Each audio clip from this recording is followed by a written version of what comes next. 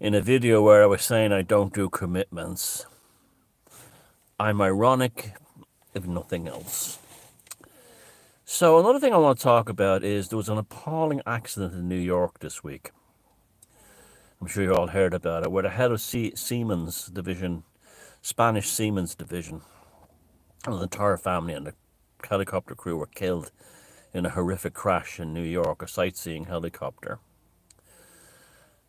I'm amazed at the several videos of that helicopter going down where people were filming. Now, New York Harbor is filled with helicopters, okay? Filled with them. It's a very busy airspace for helicopters and low flying private aircraft. As not just, and then you have above that, you have the high flying commercial airport from the three big airports around it: JFK, LaGuardia, and Newark. So to see a helicopter in the New York skyline is like seeing a ship in New York Harbor. They're everywhere. So it's not like you see a helicopter and then suddenly go, oh, look, a helicopter, I better film it. It's not like a UFO. It's a very common thing. So there's videos of people filming this chopper and then it falling out of the sky. Okay, you could say it was a random chance thing, that they just happened to be filming a helicopter. It just seems to me that, like, no one with a camera phone in New York really bothers filming helicopters because there's so many of them. And secondly, some of these videos look like they filmed it knowing it was about to break up in the sky. Now there's the other part of it. That helicopter didn't, we're being told it ran out of fuel. Yeah, if you look at the stills on the second video that came out, where it kind of goes into the clouds a bit. Now, I was wondering if it hit something up there. Clearly it didn't. There was nothing else up there. It's coming down upside down with the rotor gone and a wheel hanging off. A wheel, as if it crashed up in the clouds into something huge, something heavy, something with mass, and came down, or was hit by something. But no way did that run out of fuel, because it was crashed. Okay, you could say, well, okay, New York Harbor's busy with helicopters. It could have hit another helicopter or a light aircraft. It didn't. It just came down out of it like a fog bank. What the hell did it hit? Whatever it hit walloped it out of the sky with a bang, with a thud, and that's more than just plummeting towards Earth. That thing looks like it's been fired towards Earth, like down like that, like a stone being thrown in pieces, and it's very mysterious if you ask me. On top of the horrible tragedy of, like, a whole family wiped out, which is a horror thing. Little children, lovely family too. The kids were lovely, but there's something not right about that helicopter crash in New York. That was not just running out of fuel. That thing disintegrated in midair and looked like it was flung towards the bay. So I don't know what's going on there. But it's kind of like a weird thing in a weird time, like everything being weird. I see they're remaking that Sarah and I wrote about it in the Hocus Pocus book, the Threads TV show, the BBC one from the 80s that left people forever traumatized. Well, apparently the same crowd that behind that adolescence psyop, government mind control psyop, have been hired now to remake Threads to traumatize the normies with something new regarding, it'll probably be Russian man bad, or they probably try and make it that Trump is attacking America, or attacking Britain this time. But this is all very sinister, dark stuff. Be very wary when they start pulling these mind control programs out of the bag for the normies. And the same goes for Trump derangement syndrome. I mean, I don't understand how most people can't just sit back and realize that Trump is just playing a game here. That none of this stuff is true, really. I mean, I don't for a minute believe he's going to completely wipe out the Irish pharmaceutical sector. It probably at the worst stop. Yeah, some might go back, but I think at the worst, he's looking to level the tariff field around the world to a baseline tariff, maybe an agreed upon 10% global tariff for every country, with every country, to encourage business. I don't know, but I mean, he wants the factories back in America. There's no doubt about that. But people are going crazy. The Trump derangement syndrome here is whipped up by the media.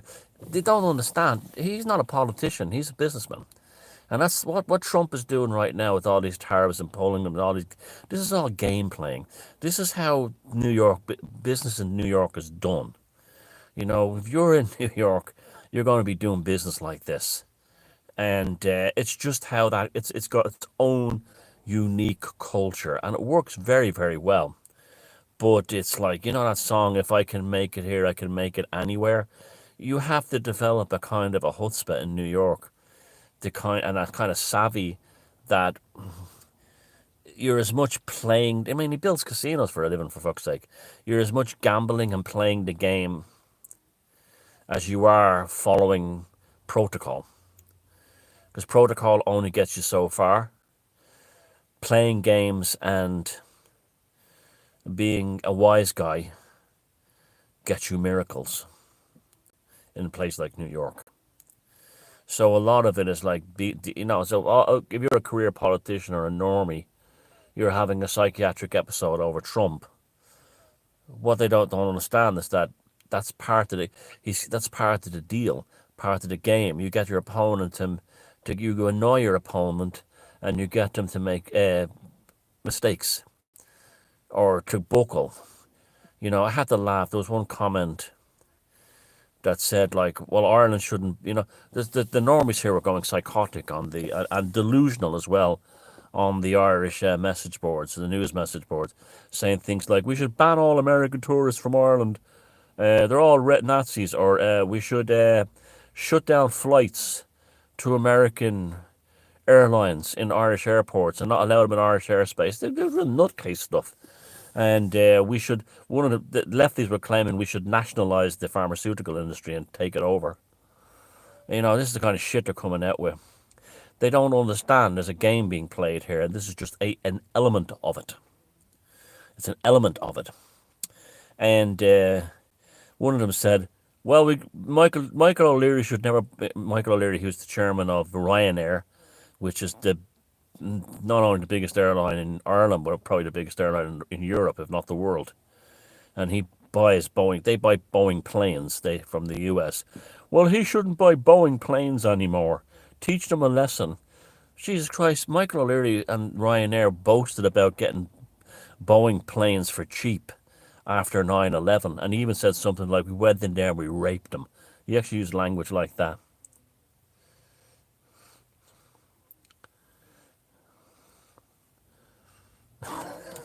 But guy walks by the car, looks at me like this. Weirdo. But anyway, this is the Renfield, and that's all that is. The Renfield, or the entity inside him. Oh, speaking of which, I had an amazing experience this week online on Facebook. There was an Irish kind of folklore mythology group, which is quite nice, but they use a lot of AI imagery to illustrate so they'll be talking about the Finn McCool or the Tuatha Dé Danann, or, you know, all this Irish mythology. They will use an AI image generated in a cartoon style. But the Irish are always redheads, you know, that typical American thing that we all look like the leprechaun in the Lucky Charms cereal box, when redheads are rare in Ireland and probably didn't even exist before the Vikings. But I just wrote FFS, for fuck's sake, more redheads. And most people on the group just burst out laughing, because it is funny that they're all like, it shows that AI is American, you know. And this guy jumps on and he says something like, guy from Strabane in Northern Ireland, he jumps on and says something like, he starts posting all these wild, rabid comments. Said, oh, I heard you're a bit of a Crowley, or you see yourself as a pound shop Crowley. All I said was, more redheads, for fuck's sake, laugh out loud, or something like that. He literally Renfielded at a psychotic level by just seeing my name there. and started posting really weird responses, like built the music video, that awful Billy Bragg song "Between the Wars," the kind of like trade union fucking anthem, and uh, and I wrote back, for someone you call the pound shop Crowley, I certainly had no problem spellbounding you, which is true. I completely like controlled him, I completely consumed him, and it was like there's an entity inside him that recognized me. And I wrote an article yesterday. If you go to my Substack, wrote an article yesterday about how the extreme left are actually possessed by demons. That's what it is. What if something happens to them? They go to college or they go into a trade union or they join a left-wing political party, and their personality structure is wiped clean. And when it's wiped clean, either an egregore or an entity possesses them. And this leads to when you try to have polite discussion with a leftist, a Marxist, they become psychotic in reaction. Exactly the same way that a person who's undergoing exorcism behaves when they see a Catholic priest walking into a room with a bottle of holy water. Why? Because they're possessed by demons or egregores. I've no doubt about it. All you have to do is look at all the videos. Now, if you look at how people deteriorate when they're possessed by an entity, they don't take care of themselves, they don't eat properly, they start self-abuse. I don't mean in a masturbation sense. I mean, they will start trying to kill attacking and cutting their sexual organs. That's what trans is. They'll start sticking needles in themselves. All this, the nose rings and all the stuff you see in the lefties. They let themselves go in every way possible, and all the beauty vanishes from them and is replaced by pure ugliness. You know those memes you see? Your daughter before and after college, and you're so like a really sort of sweet, all-American, pretty teenage girl. And then after 2 years in college, she's like a fat, bloated lesbian with her head shaved and full of piercings, and whatever hair is left is purple or blue. That's possession. That's demonic possession. The parallels between demonic possession and a radical Marxism is frightening. And even to see them like how they be held, if you read like the famous cases like Anna Louise or Anna Melise or whatever her name was, Annalicia, whatever her name was, Michael, the horrible sad story about the German girl who was possessed. Now, she definitely was possessed, but also the Catholic Church fucked up there as well. They made a bollocks of that also. Remember, it was the girl herself who said she was possessed, not just the family or the priest. The girl herself said it. And her deterioration was shocking, from a pretty young German girl to, well, she looked like at the end what these wokies look like. They deteriorate in the same way. And they fall asunder. And because the egregore builds up inside them. And it's always seems to start out with depression and stuff.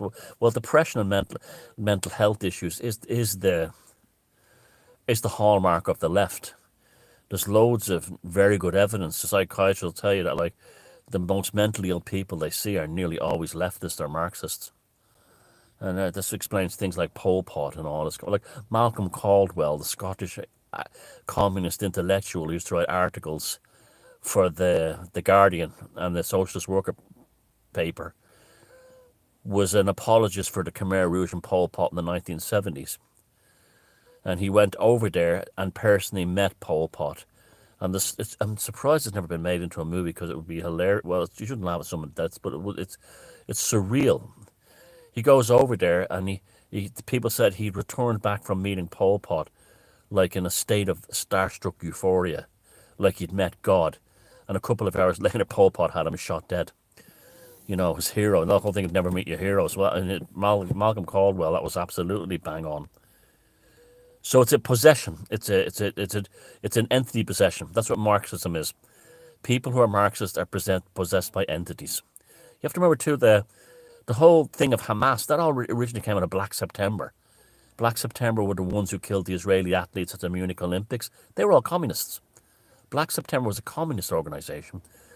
And that communism infiltration of Arabic nationalism is probably what caused the jinns to manifest, to the point now where we have the appalling horrors committed by Hamas and jihadists around the world. Like if you read the details of what happened in the Bataclan in Paris, you won't sleep for days. You won't sleep for days. That's all possession. That originally came from Arab nationalists being consumed by by communism, by Marxism, Black September. Those American preachers in the South, excuse me a second. See that's communism. There's no reason for that, but it's mental illness from a disturbed mind. Those Americans in the old days who used to say that like communism was a form of Satanism. Now, I don't believe in Satanism as such. Satanism is more about independent thinking. And I know there's esoteric Satanism as well. I have friends who were, or one of them still is a member of a satanic group. And but he only does it because of socializing thing. And he's kind of an over-intellectualized type, so he likes all those kind of discussions about evolution and stuff. He's a nice fella. But we'll say the worship of evil, because even like the devil is a good one to use, because there's no such being as the devil. The devil just means the nature of evil in French. So like they would compare communism to devil worship disguised as a political struggle. I think there's a huge amount of truth to that. I think there's a massive amount of truth to that. That Marxism and communism are the worship of evil. Even Dostoevsky wrote about the precursors of the communist movement called themselves hell. They name themselves after hell. So it is. It's a worship of evil, hiding behind a political objective. And the evidence is overwhelming. National Socialism, look what that did. Now, I know this, like, when I was researching for Walpurgis Night, it was a real eye-opener to me to find out that just about all the history of the 1930s they told us regarding the appeasement of the Third Reich was all bollocks. And I'm not excusing the Third Reich because they did a lot of bullshit themselves, even to their own people. But National Socialist, they missed the post-socialism part of National Socialism. Bolshevik Socialism, Stalin, Eastern Europe, Maoism, Pol Pot. It just goes on and on and on. On and on. So yeah, that's an interesting subject as well. When you start reading about the genuine history of World War II, World War II wasn't started really by Hitler. It was started by Winston Churchill. Winston Churchill willingly sacrificed his own people, well, mainly the working class, in order to get into World War II, because he wanted, God knows what. I just think he was a demon. He just wanted blood and slaughter, just like he had no problem sacrificing 5,000 British seamen to the Ottoman guns in the Dardanelles. He said he needed new ships, and so he got rid of the old ships. Who cares if 5,000 British seamen were killed in the attack? Well, that's what he was like. He used to stand. Churchill, during the war, was sending out bombers to attack civilian targets in Germany, with the hope that the Germans would retaliate and attack civilian targets in Britain, so he could actually kill as many Germans as he wanted. And he used to go outside into his garden and look up at the sky as German bombers passing overhead to go attack industrial or military facilities.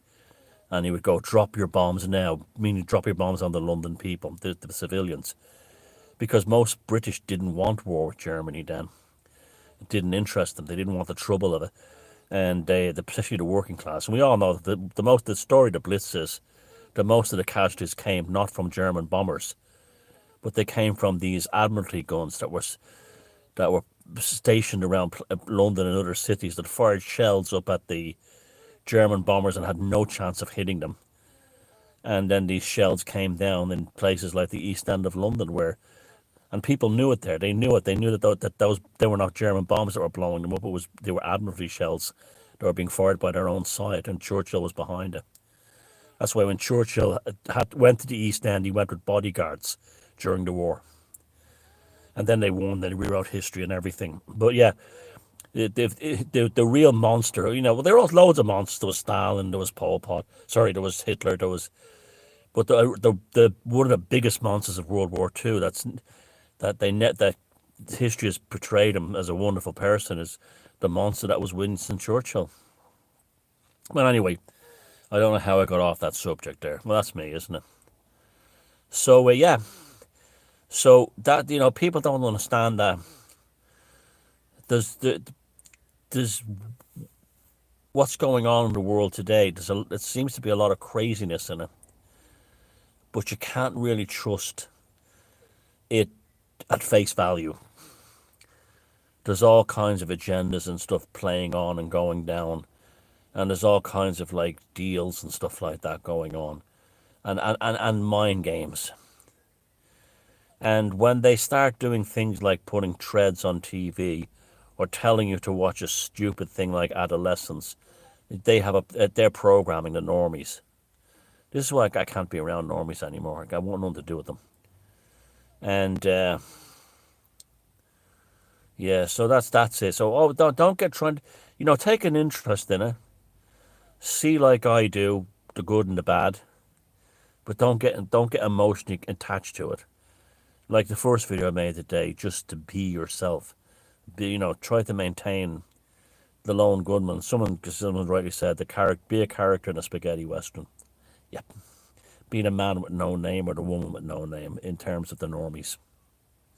Okay, so something to think about. If there are any theories on that helicopter crash, let me know. And I'm not exploiting the awful deaths of that family. I'm just saying that doesn't look right to me. And you know me, I'm in terms of conspiracy theories, even though I am consider myself a conspiracy theorist, I'm very conservative when it comes to those kind of things. I don't. It takes a lot for me to believe there's a conspiracy in something. And I could be wrong here about that helicopter in New York, but it's certainly set my red flags off. Okay, love yous all. Take care. Bye.